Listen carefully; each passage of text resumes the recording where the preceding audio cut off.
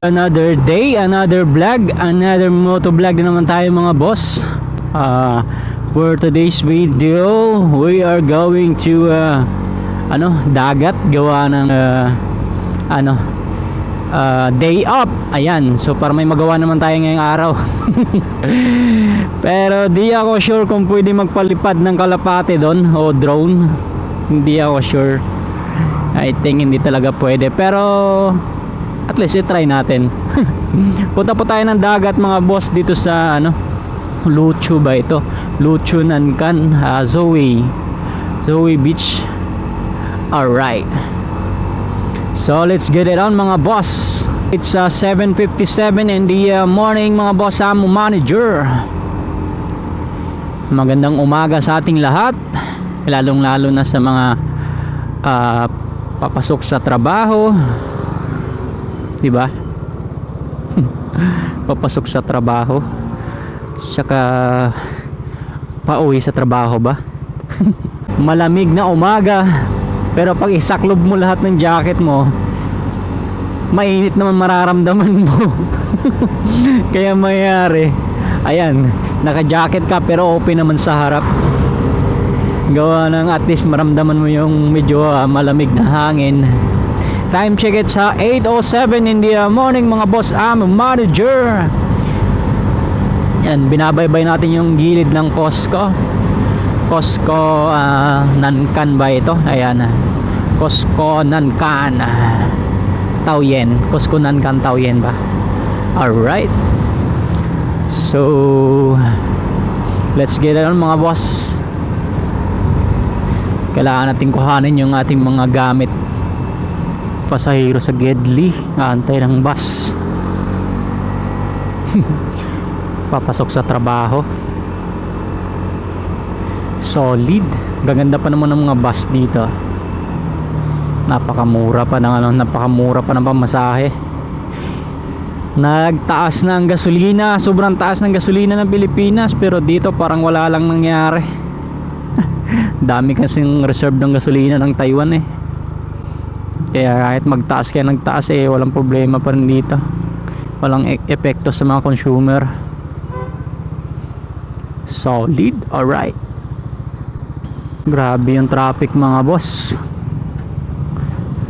Kaya usog-usog muna tayo. Ang laki pa naman ng dito ang ganda ng motor ni Bossing Triumph Speed Twin. Dito nga mga boss sa Taiwan, ang pinaka number 1 brand dito is Kymco and also SYM. Pero halos sister company lang o magkapatid lang yung dalawang brand na yan, SYM tsaka Kymco o Kymco SYM. Syempre meron pa rin yung ating mga major unknown brand, Yamaha, Suzuki, diba? Lahat ng mga inaakala ba lahat ng mga known brand ng Pilipinas nandito. Yamaha, Suzuki, Honda, ginagawa mo.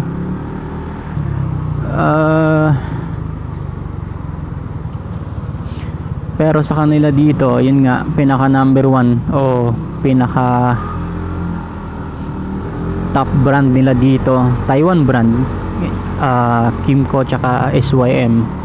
Yan, Taiwan brand yan. Pinaka sulit tsaka pang matagalan talagang gamit. Yung iba na nga, hindi na nga, yung mga lumang motor ng Kymco ay walang change oil hanggang mabulok. Matibay talaga. Kung meron mang mga, syempre kailangan mong i-upgrade yung mga pyesa, ay gastos talaga. Doon lang naman.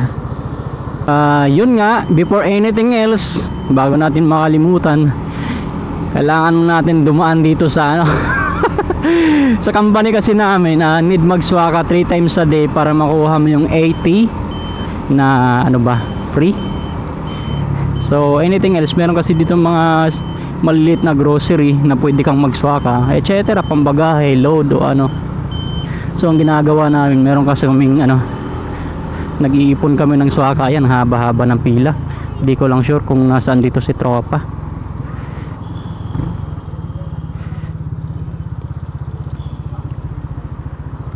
Pero bibili muna tayo ng iihawin, isda or baboy. Check lang natin kung ano yung magandang trip. Baka masarap sana yung bangos, kaso laang yun nga, matinik. Pero hindi mo maramdaman yun pagka ano na bangos or tulingan or something. Baboy. Ay, daan muna natin tong basahan ng tropa. Microfiber basahan. Saan kaya yun? Huhugas to sila dito eh. Bigyan natin tong ano. Ayun. G. Alright. Grabe naman yan. Hugas na naman. Ha? Kakahugas lang nakaraan ah. Eto. Ha? Kailangan lagi daw tuner. Yun. Para baka speed tuner yan. Mamaya eh. Ha? Oh, 1.7. Inano ko na lang yung naka-plastic yung sayo para baka microfiber yan. Yan, thank you. Inano ko na lang para ano. Yung sa akin na lang lagay, ano ko nang lagay ang plastic. Ha? Hindi, mag ano kami? Para pag nagkakot sa ano, sa stress, hindi, maganda yan kahit pampuna sa likod nyo, napaganda yan. Ang kapal pa naman. Bago mo gamitin sa mukha mo, garong sa basahan. Pwede pag nilabhan yan. Lagyan mo na lang ng tanda, baka magamit mo yung sa basahan. Wala akong tres pre, 160. Wala akong sukli na tres. Wala, yun. Tsaka na yung tres. Kapalit tayo ano ni ano eh. Grabe naman yan. Ito yung sira niya kasi. Sira na yan. So alright, it's 11 in the morning mga Busamo manager. Sad to say, kanina pa kami paikot-ikot pero di namin naalala na Lunes pala ngayon, walang palengke. Ang hirap humanap. Inikot pa namin yung galing buong Taoyen, makahanap lang ng palengke. Yun nga, nakapunta kami dito sa Nankan. Bukas yung palengke pero walang isda, gawa ng ano. Pabili pa naman sana kami ng pwede palaman sa ano, bangus. Kaso walang isda. Bagsak, baboy pa rin. Yun lang. Lunis pa lang ngayon. Minuto lang naman papunta dun sa ating destination na Sowi Beach. Gawa ng dito naman na tayo sa Nankan.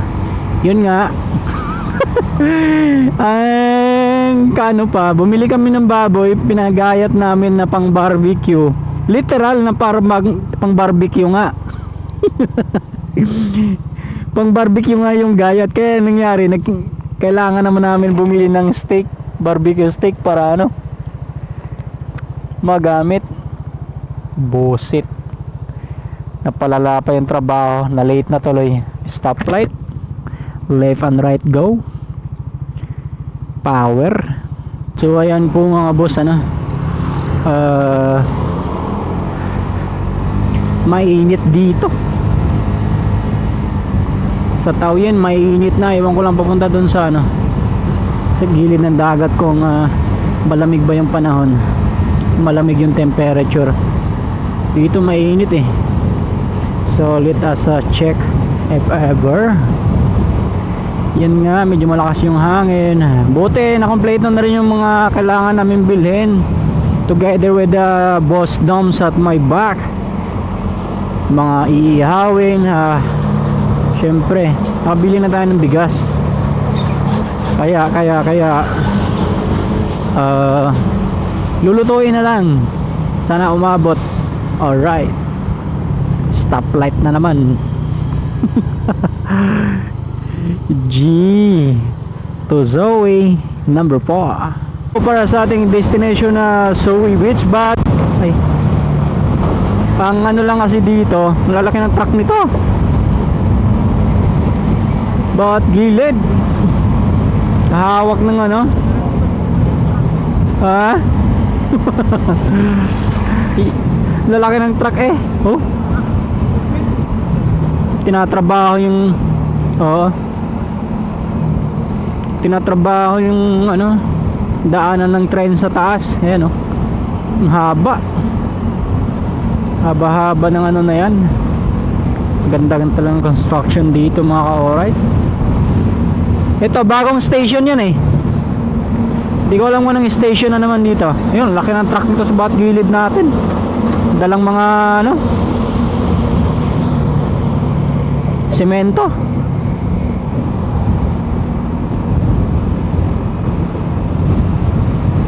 Dilaw. Bay pula. Alright. Nakaramdam na rin tayo ng ano, airport na tayo. Nakaramdam na rin tayo ng malamig. Ay, lalim nun ah. Malamig na hangin. Tapat na tayo mismo ng airport. So time check it sa 12 o'clock in the afternoon. Buti kumain muna kami kanina. Bago kami na malengke, kumain muna kami para yun nga, para may laman yung tiyan. Kaso laki talaga ng naparking sa gilid-gilid. Yay.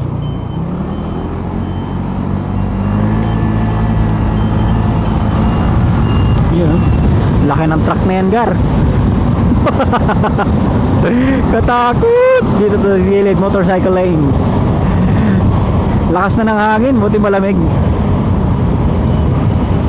Few minutes to go mga boss. Far DHL Express. Oh, yan nga yung papadala para sa ano. Galing eh no. Trans-Asia Catering Service. Tapat tayo mismo ng airport. Ayun nga, kailangan nating dumaan dito sa kanan para sa ano, tayo ng Zoe Beach. 4 seconds stoplight. 3, 2, 1. Alright. Tara G. Nang baka gutom na yung mga tropa natin, baka nauna pa sa atin doon. Bagay, maglalatag pa naman ng tent yung mga yun eh. Kaya okay lang kahit medyo late. Importante na bili natin yung iihawin. Kasi problema kung wala talaga. Ang hirap pa naman pag doon ka mismo bibili sa PX Mart. Nako, yari. Malalaking truck na yan eh. Kakatakot. Dami palang truck na dadaan dito pag ganitong oras. Stoplight mga boss. We are here. Ilang ano na lang, 3 minutes yata. 6 seconds stoplight. Dito na tayo sa kanto. Highlight. Alright.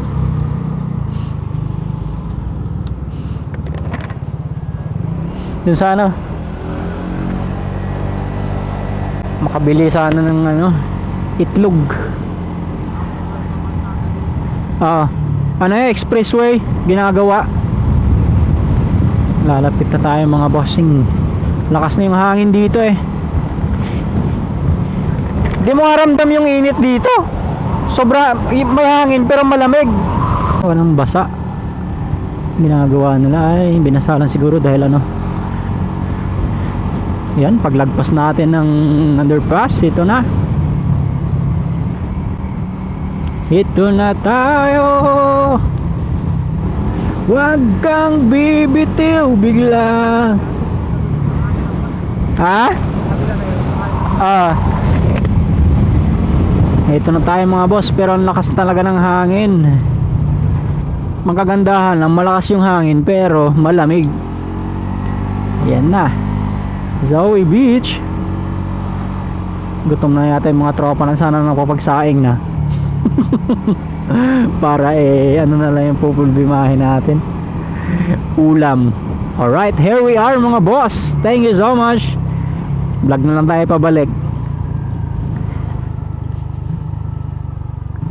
Yup. Kagabi pa yung tint na yan. Ayaw pa yata magkasya. Tama yan. Kita mo yung i-parking ko lang to doon sa ano. Akin na lang yung helmet para di ka mayroon. Kita mo yung tent na yan, dalawa, isang puti, isa ka na. Akin yung puti, yung may extension na ano, kay brother yan, doon mo ilapit. Kung lulutuin natin. I-parking ko lang to doon para makalugar tayo. Wait lang ah. Alright. Parking muna tayo mga boss.